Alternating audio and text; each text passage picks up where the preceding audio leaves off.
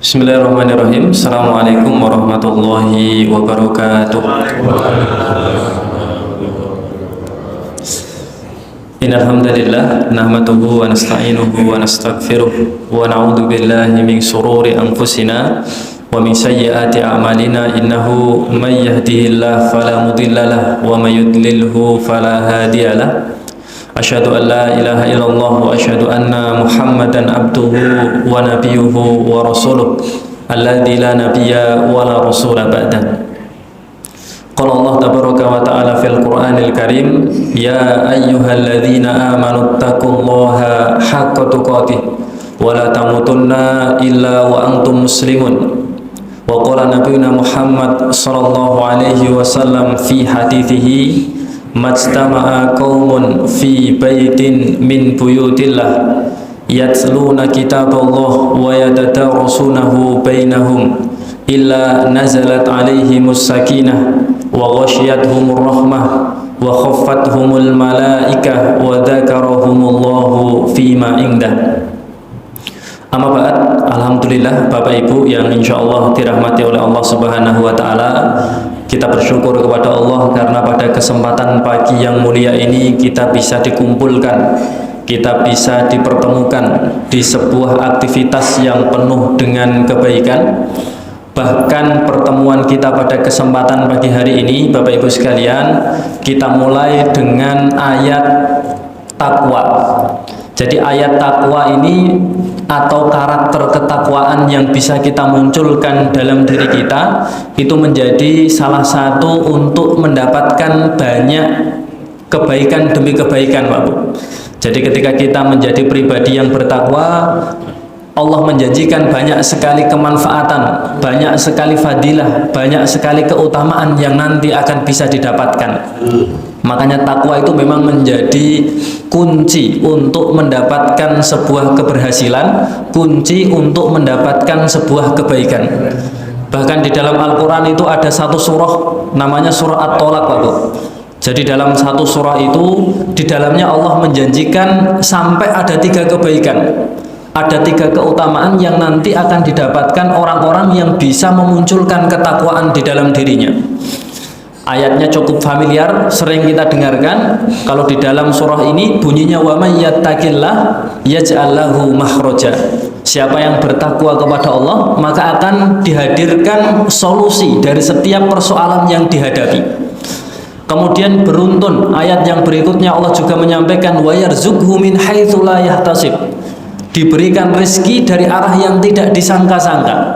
Kemudian keutamaan yang ketiga, kata Allah di dalam surah ini, wa may yattaqillaha yaj'al lahu min amrihi yusra. Siapa yang bertakwa kepada Allah akan dijadikan setiap perkaranya menjadi mudah, Pak. Jadi itu sebuah kebaikan demi kebaikan yang Allah janjikan untuk siapa saja pribadi yang bisa memunculkan karakter ketakwaan di dalam dirinya.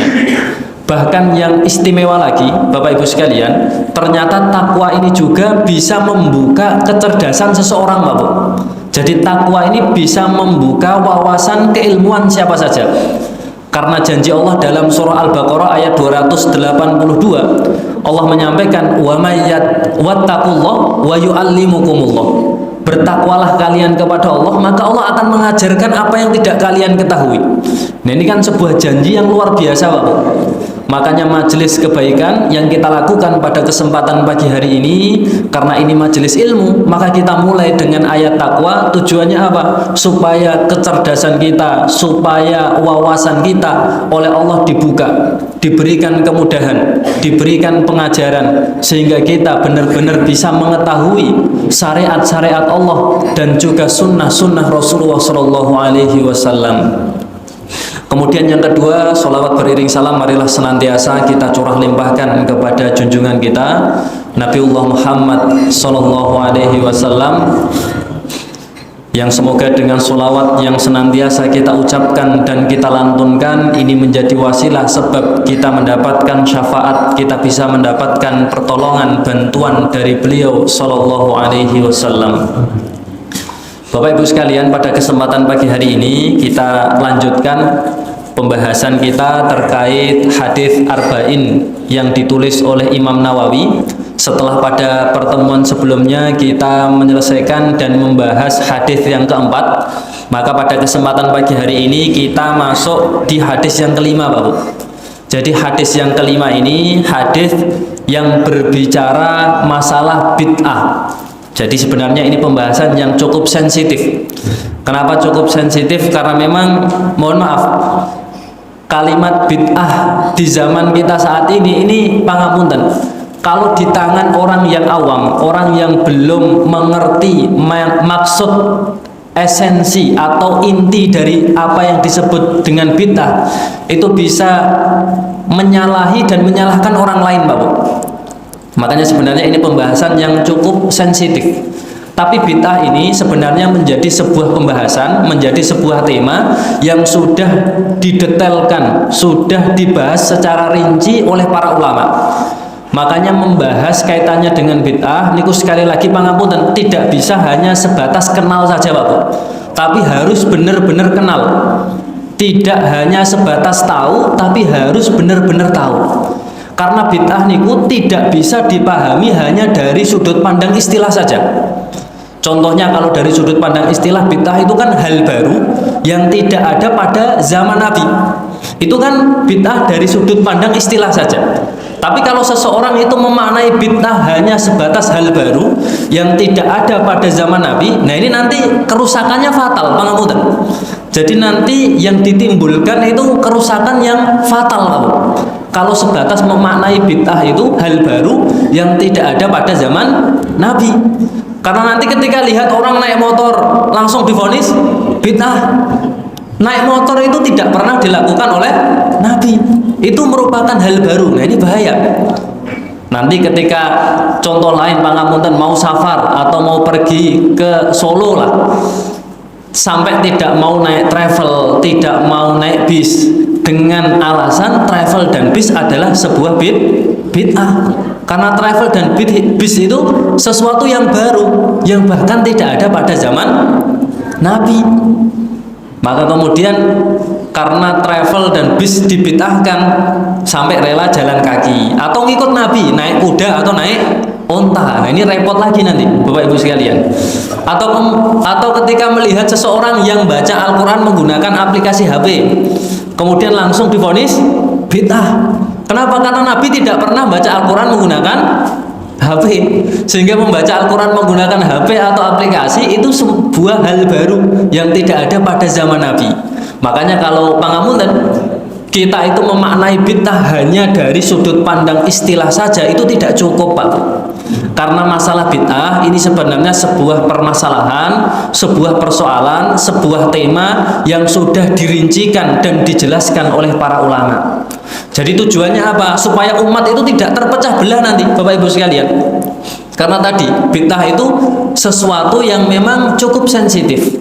Kesalahan seseorang dalam memaknai istilah bid'ah, dalam memahami masalah bid'ah, ini nanti kesalahannya bisa berakibat merugikan orang lain.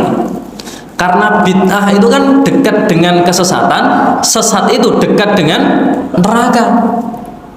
Makanya pada kesempatan pagi hari ini Bapak Ibu sekalian, ini kita akan membahas kaitannya dengan tema bid'ah yang dirincikan dan dijelaskan oleh beberapa ulama. Nah nanti akan saya hadirkan beberapa syarah, beberapa penjelasan yang diterangkan oleh para ulama kaitannya dengan pembahasan bid'ah, khususnya yang mensyarah hadis yang kelima dalam kitab Arba'in Nawawi. Karena yang mensyarah kitab hadis Arba'in Nawawi itu sangat banyak sekali Bapak Ibu sekalian. Nanti akan kita hadirkan beberapa syarah, beberapa penjelasan para ulama yang menerangkan dan memaparkan kaitannya dengan bab masalah bid'ah di dalam agama Islam. Saya bacakan hadis yang kelima yang ditulis oleh Imam Nawawi dalam kitabnya Arba'in Nawawi. Dalam hadis ini an ummil mukminin, dari Ummul Mukminin. Jadi ternyata yang menyampaikan hadis tentang bid'ah ini adalah Ummul Mukminin, Bapak Ibu sekalian. Ummi Abdillah Aisyata radhiyallahu anha qalat qala Rasulullah sallallahu alaihi wasallam, man ahdatha fi amrina hadza ma laisa minhu fahuwa raddun. Rawahul Bukhari wa Muslim. Jadi kitab hadis yang paling tinggi itu namanya Sahih Bukhari, kemudian di bawahnya ada Sahih Muslim. Ada hadis yang dia ditulis dalam kitab Sahih Bukhari tapi tidak ditulis dalam kitab Sahih Muslim, atau ada juga sebaliknya yang ditulis dalam kitab Sahih Muslim tapi tidak ditulis dalam kitab Sahih Bukhari. Sahih Bukhari itu punya Imam Bukhari, kalau Sahih Muslim itu punya Imam Muslim. Tapi hadis yang kita bahas pada kesempatan pagi hari ini, Bapak Ibu sekalian, ini hadis yang ada dalam kitab Sahih Bukhari, juga ada dalam kitab Sahih Muslim. Wa fi riwayati li Muslim, dan adapun riwayat yang disampaikan oleh Imam Muslim, man amila amalan laisa alaihi amruna fahuwa raddun. Itu kalimat yang disampaikan oleh Imam Muslim dalam kitabnya Sahih Muslim. Kita bahas hadisnya, Bapak Ibu sekalian. An Ummul Mukminin. Tadi hadis ini dari Ummul Mukminin. Ummul Mukminin itu adalah sebuah gelar yang diberikan kepada istri Nabi, Pak Bu. Kalau istri Nabi itu gelarnya Ummul Mukminin, kalau istri-istri Nabi itu gelarnya Ummahatul Mukminin. Jadi Ummul Mukminin itu artinya ibu orang-orang yang beriman. Gelar ini yang berikan Allah, Pak Bu, bukan para sahabat. Jadi gelar Ummul Mukminin itu sebuah gelar yang diberikan langsung oleh Allah di dalam Al-Qur'an. Nanti panjenengan bisa lihat surah Al-Ahzab ayat yang ke-6, itu dalil gelar yang Allah berikan untuk istri-istri Nabi. Dalam ayat ini Allah menyampaikan wa azwajuhu ummahatuhum, wa azwajuhu, dan istri-istrinya Nabi ummahatuhum adalah ibu-ibu mereka, ibu-ibunya orang-orang yang beriman.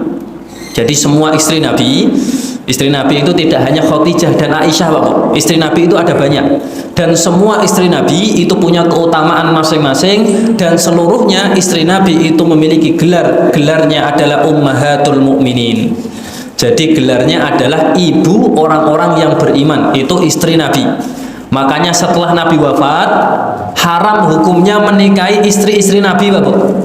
Jadi ketika Nabi sudah wafat, haram hukumnya menikahi istri-istri Nabi. Kenapa? Sebagaimana haramnya seseorang menikahi ibunya sendiri.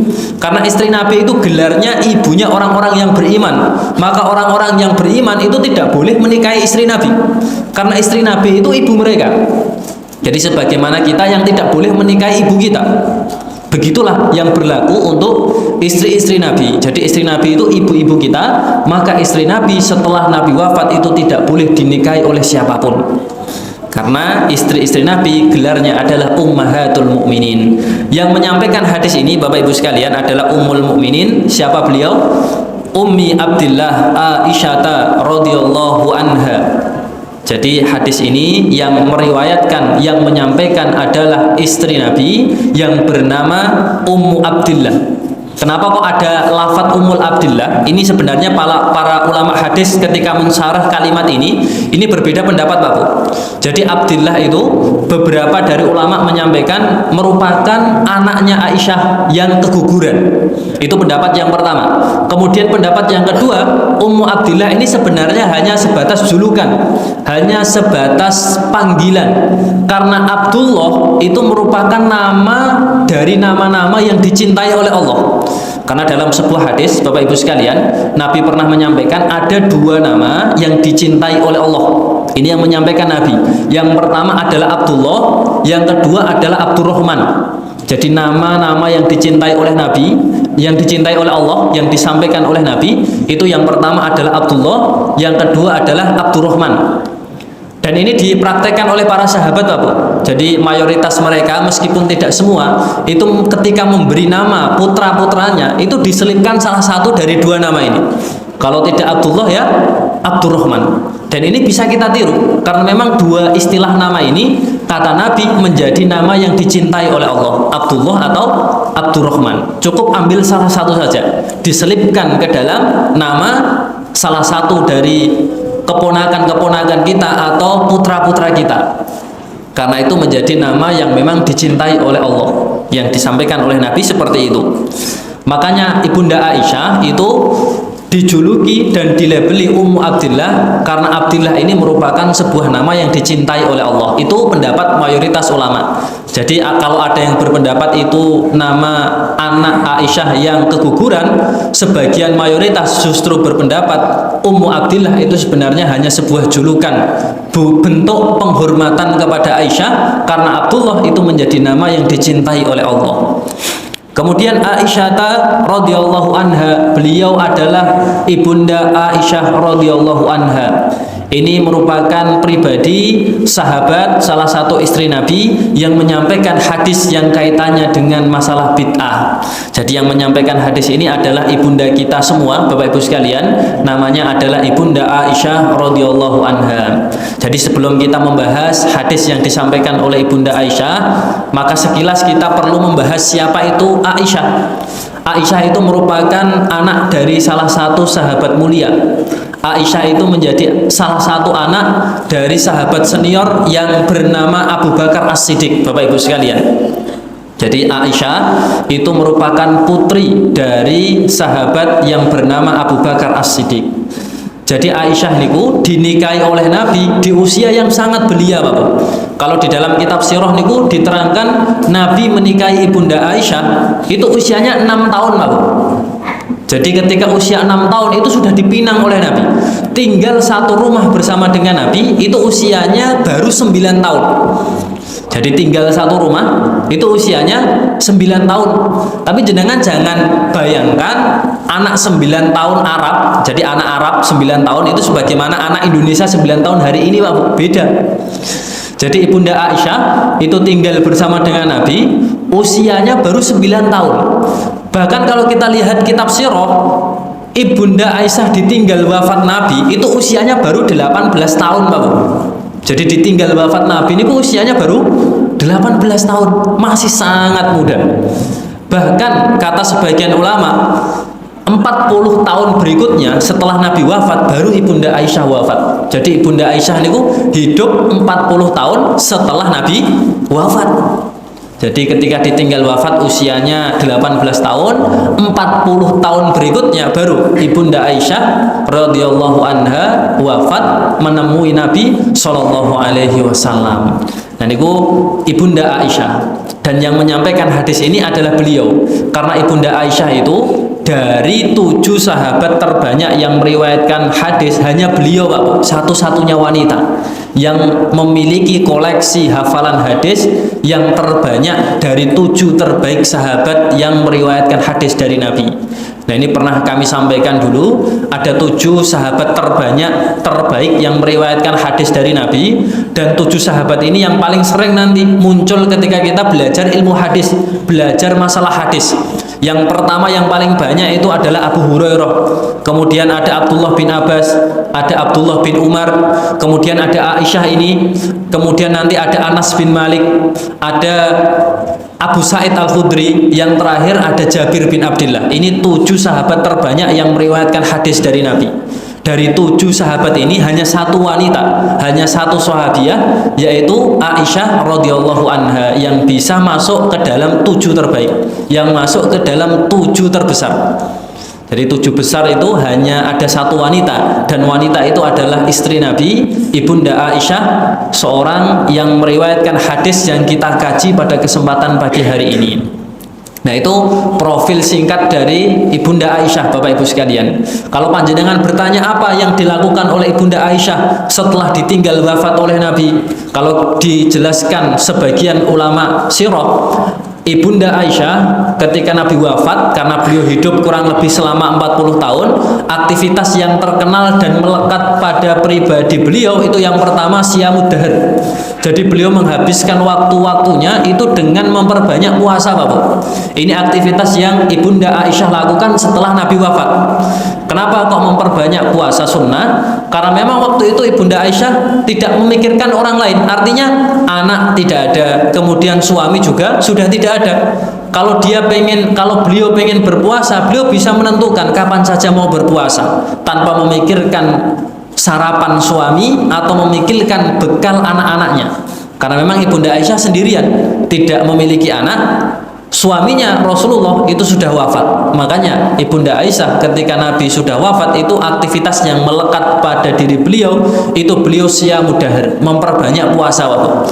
Kemudian aktivitas berikutnya yang terkenal dari Ibunda Aisyah itu beliau menjadi seorang sahabat yang mengajarkan ilmu kepada para sahabat. Jadi termasuk ulamanya para sahabat, termasuk yang mengajarkan ilmu kepada generasi sahabat dan generasi setelah sahabat. Makanya Ibunda Aisyah ini seorang wanita yang terkenal ahlu fikih, juga ahlul hadis, Pak Bu. Karena memang beliau membersamai Nabi, tahu betul aktivitas Nabi hampir nyaris 24 jam. Makanya Ibunda Aisyah itu yang paling ahli dalam masalah fikih rumah tangga. Kemudian Ibunda Aisyah itu juga yang paling banyak meriwayatkan hadis dari Nabi karena sering ketemu dengan Nabi. Makanya Ibunda Aisyah itu menjadi pribadi sahabat yang ahlu fikih juga ahlul hadis. Ketika ada persoalan-persoalan rumah tangga yang dialami oleh para sahabat, mereka ngadunya itu kepada Ibunda Aisyah, Pak Bu. Kalau laki-laki berarti menggunakan satar, menggunakan penghalang. Kalau perempuan bisa langsung mendatangi Ibunda Aisyah. Dan para sahabat itu tidak pernah malu untuk menyampaikan persoalan permasalahan rumah tangga mereka. Apapun disampaikan. Bahkan masalah darah sekalipun itu diungkapkan kepada Ibunda Aisyah. Masalah, mohon maaf, mani itu juga disampaikan kepada Ibunda Aisyah. Karena memang hanya beliau yang tahu secara spesifik, yang tahu secara detail bagaimana Nabi menyikapi dan bertindak kepada hal-hal yang mohon maaf, arahnya kepada sebuah privasi. Dan itu oleh Ibunda Aisyah semuanya diajarkan, Pak Bu. Tidak ada yang ditutup-tutupi. Jadi aktivitas yang melekat pada pribadi Ibunda Aisyah, yang pertama tadi siyamu dahar, kemudian yang kedua beliau menjadi guru bagi para sahabat generasi yang ada pada masa beliau. Itu aktivitas yang melekat pada pribadi Aisyah radhiyallahu anha. Kemudian yang tidak kalah terkenalnya, salah satu kepribadian yang dimiliki oleh Aisyah. Aisyah itu, Bapak Ibu sekalian, di banyak kitab sirah, di banyak kitab sejarah, itu diterangkan seorang pribadi yang benar-benar memiliki tingkat kedermawanan yang luar biasa, Pak Bu. Jadi Ibunda Aisyah ini terkenal dengan kedermawanannya. Dan kenapa kok Ibunda Aisyah itu menjadi pribadi yang dermawan? Karena memang ini menjadi anjuran Nabi, Bapak Ibu sekalian. Nah, ini khususnya ibu-ibu ini, Ibu. Jadi wanita itu dianjurkan oleh Nabi untuk menjadi pribadi yang dermawan, Bu. Karena Nabi menyampaikan dalam sebuah hadis yang secara spesifik hadis ini ditujukan kepada seorang wanita. Jadi Nabi pernah menyampaikan, ini hadisnya ada dalam kitab Umdatul Mar'ah. Nanti panjenengan bisa cari, kalau nggak salah hadisnya di nomor 1 atau nomor 2-nya. Jadi Nabi pernah menyampaikan, ya ma'asyiron nisa, wahai sekalian para wanita, tasoddaqna, bersedekahlah kalian. Ini yang menyampaikan Nabi, Bu, bukan saya. Karena kenapa kok tasoddaqna? Kenapa kok Nabi memerintahkan untuk bersedekah? Fa inni ra'aitukunna aktsaru min ahlin nar. Aku melihat mayoritas dari kalian itu menjadi penduduk neraka. Makanya Nabi menyampaikan, wahai para wanita, bersedekahlah kalian. Artinya sedekah itu memang betul-betul mampu memadamkan api neraka, Bu. Makanya Nabi meminta untuk menghalangi diri kalian, wahai para wanita, meskipun ini berlaku juga untuk bapak-bapak, menghalangi diri kalian dengan neraka menggunakan sedekah. Karena dalam hadis ini tasoddaqna, bersedekahlah kalian. Karena ternyata sedekah itu nanti di hadis yang lain akan diterangkan mampu menjadi tameng, mampu menjadi pereda, mampu menjadi pelindung dari siksa api neraka. Makanya Ibunda Aisyah benar-benar memegang hadis ini, Bapak Ibu sekalian. Jadi Ibunda Aisyah itu memang terkenal dengan pribadi yang gemar bersedekah, pribadi yang dermawan. Nah, ini pernah disampaikan salah satu keponakan beliau, namanya Urwah bin Jubair. Urwah bin Jubair itu keponakannya Aisyah.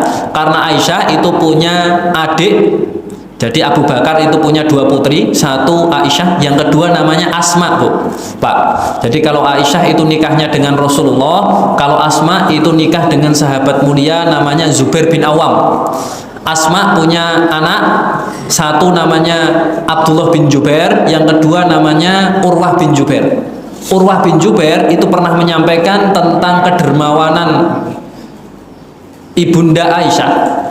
dengan menyampaikan ra'aituha taksimu sab'ina alfa wa hiya tatqa'u dira'aha. Kata Urwah bin Jubair, ra'aituha, aku pernah melihat beliau, maksudnya adalah Ibunda Aisyah, taksimu sab'ina alfa, membagikan 70 dirham, Pak Bu. Jadi 70 koin dirham. Dulu zaman Nabi itu mata uang hanya ada dua, Pak Bu. Satu dinar, yang kedua adalah dirham. Kalau dinar itu mata uang yang terbuat dari emas murni, kalau dirham itu mata uang yang terbuat dari perak murni. Kalau satu koin dinar yang terbuat dari emas murni itu beratnya 4,25 gram. Kalau panjenengan penasaran berapa harga hari ini satu dinar zaman Nabi, itu nanti tinggal dikalikan saja.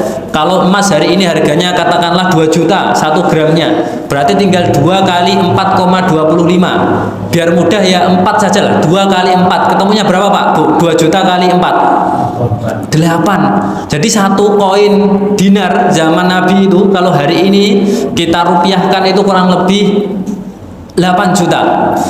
Itu dinar. Nah kalau dirham itu beratnya, mata uang yang terbuat dari perak, itu beratnya perak murni 2,9 gram Pak.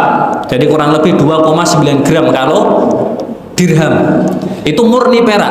Kalau dirham hari ini yang digunakan Arab Saudi itu sudah campuran, sudah berbeda dengan dirham zaman Nabi. Jadi dirham zaman Nabi itu beratnya kurang lebih 2,9 gram perak murni. Kalau panjenengan pengen tahu berapa nominalnya tinggal dikalikan. Katakanlah 1 gram perak hari ini harganya 50.000. Berarti tinggal dikalikan 50 kali 2,9. Ketemunya berapa Pak? Ini saya tadi malam sudah mengalihkan Pak Bu. Nah, paling enak kan mengalih-alihkan kekayaan orang lain. Nah ini beliau menyampaikan Ibunda Aisyah itu pernah membagikan 70.000 koin dirham Pak Bu. Jadi kalau kita pengen tahu satu koinnya itu berapa, tinggal dikalikan. Sekarang katakanlah perak 50.000 harga 1 gramnya, tinggal dikali 2,9, itu ketemunya kurang lebih 145.000 Pak Bu. Jadi satu koin dirham itu berarti kalau dirupiahkan hari ini kurang lebih nominalnya 145.000 rupiah. Jadi sudah dipesan nih sampai jam 5:30 Pak. Ini nanti coba kita selesaikan sampai 5:30 Bapak Ibu sekalian. Jadi satu koin dirham itu kalau hari ini kita rupiahkan kurang lebih nominalnya 145.000 Pak Bu. Nah Ibunda Aisyah ini pernah membagikan 70.000 koin dirham.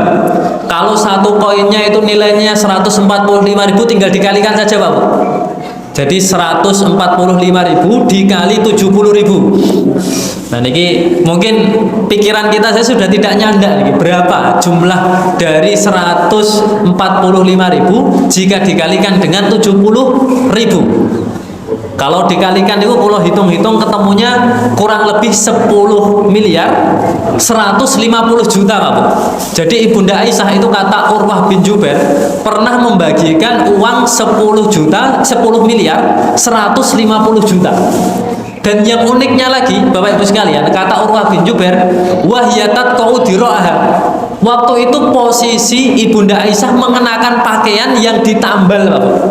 Jadi pakaian ditambal itu bukan karena fashion, bukan karena model buatan, karena memang itu bukti kalau pakaiannya sudah rusak, sudah saatnya diganti. Nah ini jenengan bayangkan mawon Pak Bu, bagaimana kedermawanannya Ibunda Aisyah, sedekah uang 10 miliar itu dalam keadaan baju yang mohon maaf sudah saatnya diganti.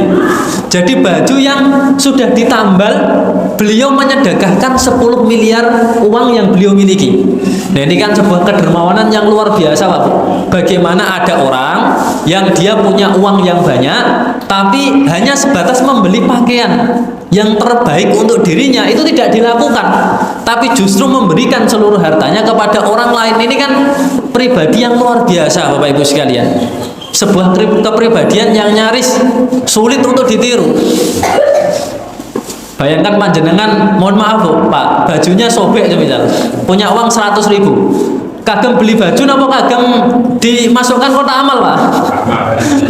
Biasanya nggih enten yang dimasukkan kotak amal, tapi mboten kathah biasanya. Biasanya lebih memprioritaskan kebutuhan kita dulu lah paling tidak. Karena baju sudah tidak layak pakai. Ini kita punya uang lebih, pasti kita prioritaskan untuk kebutuhan kita dulu mestinya. Tapi Bunda Aisyah ini berbeda, Pak Bu. Yang disedekahkan ini bukan 100.000, Pak. Yang disedekahkan ini nominalnya miliaran, bukan 1 miliar, tapi 10 miliar. Kalau dikoinkan mata uang zaman Nabi itu 70.000 dirham. Itu seluruhnya diberikan kepada orang lain. Dengan keadaan beliau, baju yang dipakai itu ditambal, dijahit. Artinya bajunya sudah saatnya ganti. Itu kedermawanan yang digambarkan oleh Urwah bin Jubair ketika beliau menggambarkan sosok Aisyah radhiyallahu anha yang menjadi pribadi yang sangat dermawan. Kemudian keponakan yang lain yang bernama Abdullah bin Jubair itu juga menyampaikan bentuk kedermawanannya Ibunda Aisyah dengan menyebutkan ra'ataini qad ajwad min Aisyah wa Asma. Kata Abdullah bin Jubair, aku tidak pernah melihat seorang wanita yang paling dermawan melebihi 2 orang. Kata Abdullah bin Jubair, 2 orang itu maksudnya Aisyah dan Asma. Jadi 2 wanita inilah menjadi wanita yang paling dermawan yang pernah dilihat oleh Abdullah bin Jubair. Kenapa? Abdullah bin Jubair menyampaikan wajuhuduhuma mukhtalif. Antara Aisyah dengan Asma ini 2 wanita yang dermawan yang memiliki kadar kedermawanan yang berbeda-beda. Kata Abdullah bin Jubair. Perbedaannya apa? Kata beliau, amma Aisyah kana tasma'u syai' hatta ijtama'a qasama. Jadi karakter kedermawanannya Ibunda Aisyah itu karakter sedekahnya, Bapak Ibu sekalian, mengumpulkan harta yang banyak dulu, baru ketika sudah banyak, maka ini nanti akan dibagi-bagikan. Alasannya apa? Semakin banyak harta yang dibagikan, maka semakin banyak pula orang yang mendapatkan. Jadi metode berbaginya Ibunda Aisyah seperti itu, Bu. Jadi dikumpulkan dulu yang banyak, kalau sudah terkumpul banyak, baru ditasarrufkan, baru dibagi-bagikan, baru diberikan kepada orang lain. Alasannya semakin banyak, maka semakin banyak pula yang akan mendapatkan. Itu yang disampaikan oleh Abdullah bin Jubair. Fa Asma, adapun Asma, jadi karakter sedekahnya Asma yang disampaikan oleh Abdullah bin Jubair, fakanat la tamsiku syai' li godan. Jadi kalau Asma itu beliau memiliki harta tidak sampai besok sudah habis, Pak Bu. Artinya apa? Berapapun harta yang dimiliki oleh Asma itu langsung dikeluarkan, dibagikan kepada orang lain. Itu metode sedekah kedermawanan yang dimiliki 2 wanita yang paling dermawan yang disampaikan Abdullah bin Jubair. Jadi kalau Aisyah mengumpulkan dulu yang banyak, setelah banyak baru dibagi-bagikan. Kalau Asma, adiknya Aisyah, itu berapapun yang beliau punya itu langsung ditasarufkan, langsung dibagi-bagikan. Nah, ini metode kedermawanan yang bisa kita contoh, Bapak Ibu sekalian. Jadi monggo milih yang Aisyah atau milih yang Asma. Kalau Aisyah kumpulkan dulu yang banyak, baru dibagi-bagikan. Kalau Asma, berapapun yang dimiliki langsung dibagikan. Nah, panjenengan monggo milih yang cocok dengan Aisyah, kumpulkan banyak dulu, atau cocok dengan Asma, berapapun langsung dibagikan. Tapi ini harus melihat kemampuan diri, Bapak Ibu sekalian, kita lihat mana yang cocok. Karena kalau metodenya Aisyah ini tentunya setannya lebih banyak daripada metodenya Asma. Jadi panjenengan kalau mengumpulkan banyak, katakanlah mengumpulkan 10 juta, mengeluarkan 1 juta, ini terasa lebih berat, Pak Bu, ketimbang jenengan punya 100.000 mengeluarkan 10.000. Karena setannya berbeda. Kalau panjenengan sedekah 10 atau 1 juta, ini kan setannya lebih banyak, lebih berat. Nanti mau sedekah ditanya kemana, mau menyedekahkan HP harganya cuma 900.000. Nah, nanti berubah pikiran jenengan. Tapi kalau jenengan sedekah 10.000, ini aman, Pak. Jadi kecil kemungkinan akan tergoda karena nominalnya masih 10.000. Makanya kalau metodenya Aisyah ini harus menyesuaikan dengan kemampuan diri, karena memang setannya lebih banyak, karena nominalnya lebih besar. Tapi kalau Asma, berapapun yang beliau miliki langsung disedekahkan. Nah ini setannya lebih ringan karena nominalnya lebih ringan. Nah ini dua metode yang disampaikan oleh Abdullah bin Zubair ketika beliau menceritakan karakter yang dimiliki oleh Ibunda Aisyah radhiyallahu anha. Nah itu Bapak Ibu sekalian, sebuah karakter yang dimiliki oleh Ibunda Aisyah. Ini meskipun hanya membahas tentang Ibunda Aisyah tidak masalah Pak Bung ya? Karena memang keterbatasan waktu. Nanti insya Allah kalau ada kesempatan lagi akan kita bahas lagi.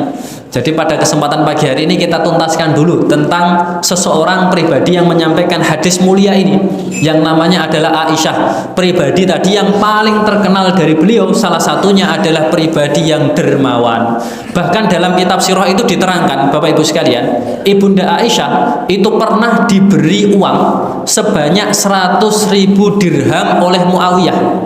Jadi Ibunda Aisyah setelah Nabi wafat itu pernah diberikan uang, diberi hadiah oleh Muawiyah ketika Muawiyah menjadi khalifah setelah wafatnya Ali bin Abi Thalib, itu sebanyak kurang lebih 100.000 dirham Pak Bu. Dan semuanya habis disedekahkan, habis dibagi-bagikan kepada orang lain. Nah ini panjenengan nanti sakit mengalihkan 100.000 dirham.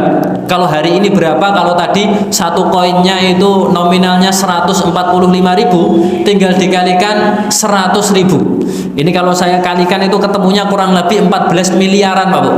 Jadi 1.000 dirham itu kalau kita rupiahkan hari ini itu ketemunya kurang lebih 14 miliaran.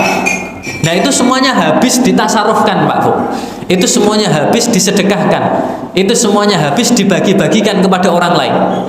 Bahkan di riwayat yang lain juga kita akan diterangkan, selain Muawiyah, nanti Abdullah bin Zubair itu pernah juga memberikan hadiah kepada Ibunda Aisyah sebanyak 180.000 dirham. Jadi kalau Muawiyah itu memberikan 100 dirham, kalau Abdullah bin Zubair itu pernah memberi nominal yang lebih besar, 180.000 dirham. Dan semuanya juga habis disedekahkan kepada orang lain Pak Bu. Jadi 180.000 dirham itu kalau saya hitung, saya kalikan dengan 145.000 hari ini, itu nominalnya ketemunya kurang lebih sekitar 26 miliaran Pak Bu. Itu semuanya habis diberikan kepada orang lain.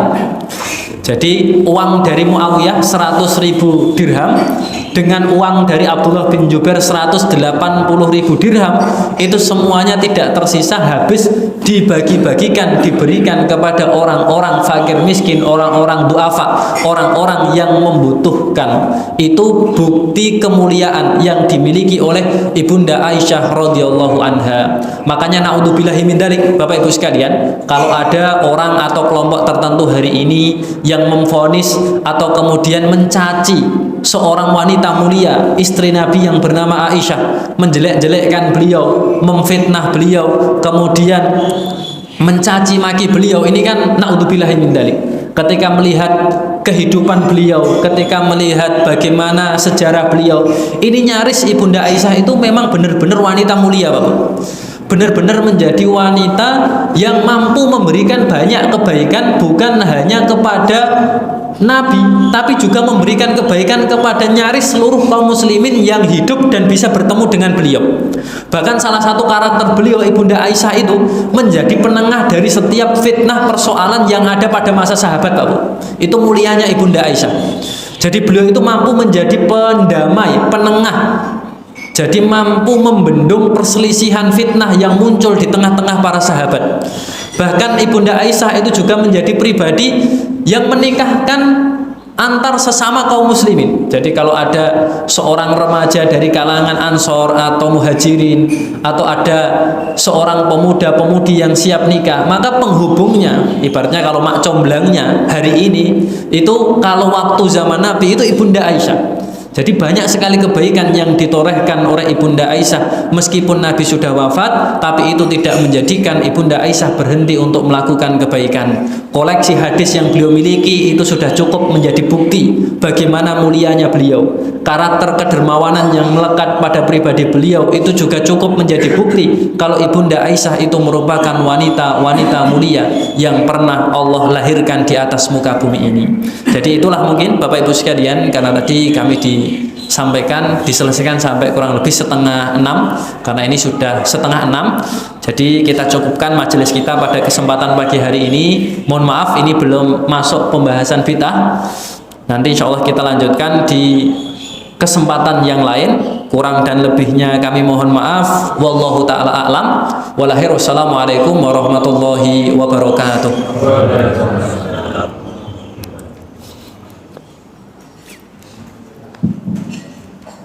Assalamualaikum warahmatullahi wabarakatuh.